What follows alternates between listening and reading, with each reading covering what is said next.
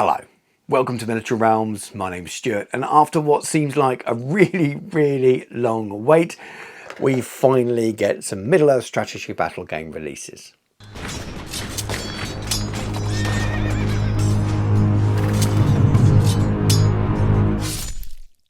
Miniature Realms is proudly sponsored by Counter-Attack Bases. They stock a wide range of counters, gaming aids and movement trays for multiple game systems, and offer custom items to suit your club, your event, or even your podcast or YouTube channel. Check out the link in the video description. Now I'm going to start with an apology to all the fans of Middle-earth strategy battle game who watch this channel, that used to watch me before when I used to make videos and podcasts out of the frying pan included, that very focused on a Middle-earth strategy battle game. I appreciate this video is not out on the day of pre-order. There was a massive clash with Warhammer the Old World, and again, if you follow the channel, you'll know that while I cover a wide range of different games on the channel, is very much the big thing, and most of my subscribers are subscribers because of that game. And there was just this horrible clash, and it's horrible for people like me who are very lucky to get all these free things and are real first world problems. But I can't put two videos out on the same day. The algorithm just implodes on itself, and I wanted to give this video its own slot as well. So you're seeing it a day later than I would have liked. In an ideal world, those releases wouldn't be on the same time. So what I'm going to do in this video is flick through this book. It's very narrative driven, which is absolutely perfect for me as someone who doesn't do tournament Middle-earth strategy battle game at all anymore. So this book is just right up my alley. I'm going to show you the new miniatures as well. There's no painting in this video for those new miniatures. I'm just going to show you the frames so you get an idea of what the miniatures are like. And I want you to tell me what you'd like me to do with those new miniatures in terms of a painting or hobby-based project. When the new edition launched, I painted Wildman and I painted the new Rohan, and I look at these new miniatures and I realized doing a painting tutorial would very much copy stuff that I've already painted. It'll just be the same things in the same colors because I want them to match. And I don't always like to do that unless I'm working on a big project video. I want to do something that's a little bit different and just not exactly the same video. Again, I'll pop a link into those videos because they are perfect examples of how to paint these miniatures here. It's very much a repeat. But if you've got an idea of something you'd like to see, maybe you'd like to see me focus on painting faces or something or other like that, then let me know in the comments, and I'll try and do that with these miniatures for a Middle-earth theme. So let's have a look at the book then. The Burning of the Westfold. It's got 11 narrative scenarios that you can play as a linked campaign, very much focusing on the forces of the Rohirrim during the War of the Ring, and there's loads of extra cool hobby articles in the back as well. So no match play, no new profiles here, no new army lists, no ways of playing the game separately in that way, just those 11 narrative scenarios and some really inspiring hobby bits later in the book.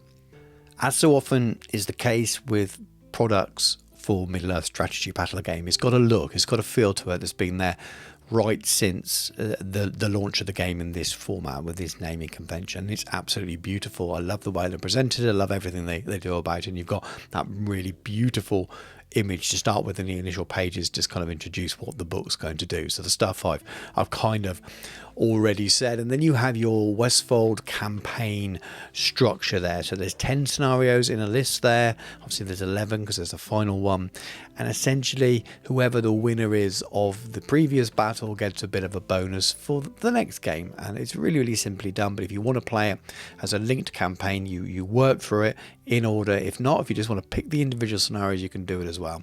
Really depends on your miniature collection, your friends, and what you want to do. But the idea here is you can really turn it into something big. Now, I'm not going to linger on each of the scenarios and teach you how to play it. Read every word there. You can buy the book yourself and do it. I'm not here to also provide something that's quite as easy to screenshot and never have to purchase it. But the Revenge of over Rohan is the Burning of the Westfold. Quite examples, and each of the scenarios will give you objectives and armies that are sort of based around that and keep into that theme. Then you've got the Prince of Rohan, and that's all about Theodred as well. And then the Fords of the Eisen, obviously preceding the famous scene from the film when we find poor Théodred dead, and I think the objective is to try and keep him alive at the end of the game. There's lots of famous characters in that as well. Ambush at Night takes us to that famous scene where the orcs are attacked at night by the Rohirrim and Merry and Pippin have to escape. So really, really narrative fun there. Warg Attack, another really famous scene from the film. You've got Aragorn's Strider there. Is he going to disappear over the edge of the big cliff or not? And then we have the Walls of Helm's Deep, and we're moving into some scenarios that have appeared in other books for sure. And it's nice to see them sort of updated for the current edition. Some of these, they worked anyway, in my opinion, but this really makes sure that they work out well, and the same with the next one as well. Ride Out from Helm's Deep. These are all available in the previous edition in some of the wonderful supplements, and I still pick them up if you can find them on eBay. They are wonderful.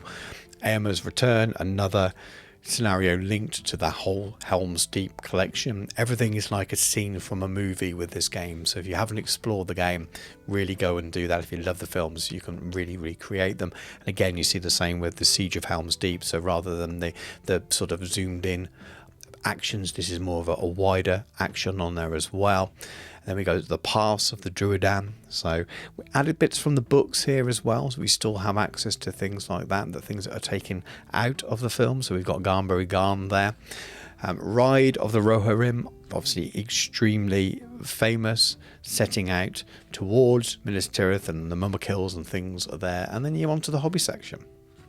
Being a painter and a hobbyist first, I've got a lot of time for these. I know not everyone likes them, but even just as a source of beautiful pictures, I think they've got an awful lot of inspiration there. And it's really, really strange and heartwarming to see that the carryover from Battle Games in Middle-earth supplement was around the times of the film, which is the story for so many people got into a hobby, and even if they don't still play Middle-earth, they play other games. They found Games Workshop through that Part Work magazine, and podcast spin-offs from great people like Damien have done it as well. Now, that barn looks absolutely brilliant, and it's just using the same kit. It's such a simple idea, using the fences inside to make it look like a barn, and I just really like this. Beautiful pictures, and there's not much text needed because you can look at those kits. If you know those kits, if you've built them, you can look at those kits and those pictures and just say, oh yeah, I can see how they did that, because those models are brilliant and well worth picking up. But then you get even more. You're getting how to make boards essentially, and this is proper old school GW stuff, and you can use these techniques and things for other game systems as well. I would really love to see this stuff in old world supplements as well. I'm not sure we ever will. I think the communities are different, and the community for Middle-earth really picks up on that vibe of old school battle games in Middle-earth, and the White Dwarf articles at the time, part of them still live in that sort of zone, that time place, and it just fits very well. And it's really strange to see how the different communities for different games have very different products targeted at them. But look at these pictures, they're just absolutely beautiful. Really, really inspiring stuff, and hopefully the guides there will help people go ahead and make some of these things. Painting horses, that's another one of the videos that I kind of did with the Rohan characters the first time around, and look at that shot. Look at that. There's been some real love put into that with all of the kit and stuff we've just seen, the kind of the guides of how to do all, at least the inspiration, and another really beautiful shot to end the book, and it's all done.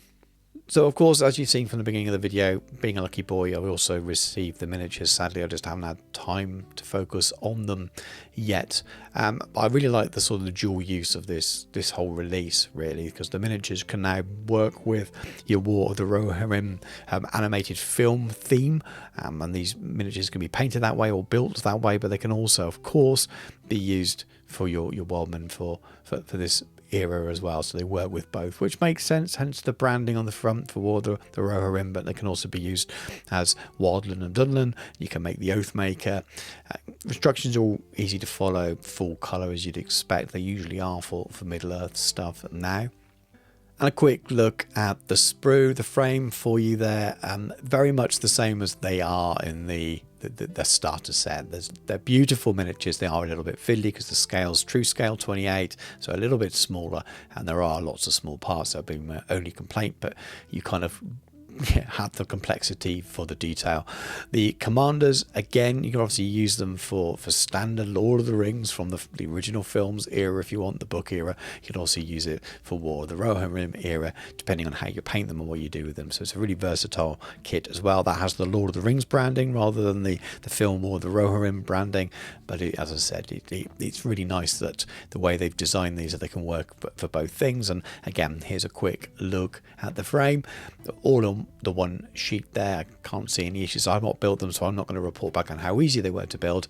Again, fairly small parts, but generally these things are absolutely stunning when they go together. And we're ending with the Riders of Rohan, and these have been waiting for a very long time. As soon as we got new foot troops for Rohan warriors, the beautiful new sculpts that have just done so much to them, still really viable for lovers of the original film, but work with the animated film as well. We were waiting on these because the older riders definitely looked quite old next to them, and even slightly different scale. And these are really cool. Really encouraged to see that the riders are not built into the horses, that they're still separate, so that you can attach them later after painting, which is always something that you want to see. And they don't look overly complicated, to be honest with you. The horses are sort of very few parts, 2 parts of the horse with a bit added to the face. And these are the 2 frames you get in the bottom. They are both slightly different, so you've got different parts on each. There will be some small parts. I imagine the riders will be a little bit fiddly in places due to the scale, but overall they look pretty encouraging, and hopefully I'll have a little bit of spare time to get these built soon, and you can let me know what I should be doing with them. All in all, a great release. If you love Rohan, you love narrative Lord of the Rings, this is a cracker.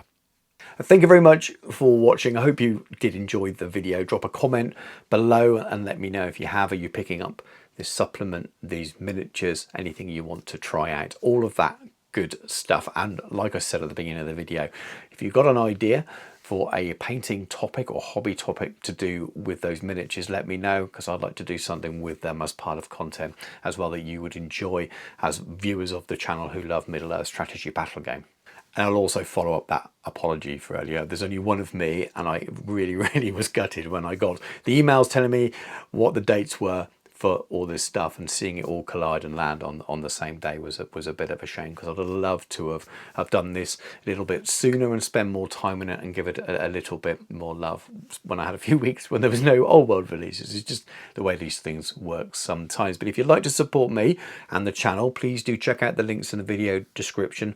My Patreon is the very best way you can support me. There's 4 different tiers on there. You get multiple benefits.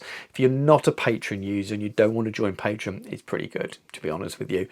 I have opened channel memberships now. It's not as good a deal as you get on Patreon. It costs you a little bit more and you get a little bit less, but if it's easier for you, you'd like to basically tip me each month for a small amount, you do still get access to 2 of the videos that the patrons do. One of them is a monthly hobby diary where I talk behind the scenes in a much more candid way about the channel and the things I'm planning and what I want to do. And then there's also, it's not always every week, but there's a view from the workbench that's sometimes each week, sometimes a couple of times a month, which again is more candid behind the scenes chat. You get that and my gratitude for supporting me, so do check those things out. But thank you very much for watching. Take care, and I'll catch you soon.